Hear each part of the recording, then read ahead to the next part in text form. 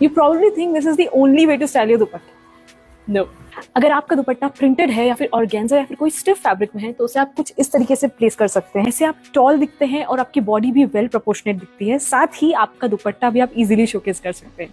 अगर आपका दुपट्टा प्लेन है जिसकी बॉर्डर्स हैवी है तो आप उसे कुछ इस तरीके से स्टाइल कर सकते हैं. इससे आपको मिनिमल लुक भी मिलेगा. वहीं अगर आप आपके आउटफिट में हैवी लुक चाहते हैं तो आप कुछ इस तरीके से ड्रेप कर सकते हैं. ऐसा करने से आपका आउटफिट इंस्टेंटली एलिवेटेड और फेस्टिव वेयर बन जाता है. और बेस्ट पार्ट ये है कि इससे आपकी नेकलाइन भी अच्छे से दिखती है. वहीं अगर आप ब्रॉड प्लाजोज या फिर शरारा या फिर स्कर्ट्स के साथ में स्टाइल कर रहे हैं तो आप कुछ इस तरीके से दुपट्टा अपना ड्रेप कर सकते हैं. वहीं अगर आपके दुपट्टे का फैब्रिक शिफॉन है या जिसकी बॉर्डर पतली है तो उसे आप सिंपली इस तरीके से पहन सकते हैं. आपके नेक में बल्क कम लगता है और नेक लाइन भी काफी अच्छे से दिखती है. क्या आउटफिट की नेक लाइन सिंपल है तो आप कुछ इस तरीके से भी अपने दुपट्टे को कैरी कर सकते हैं.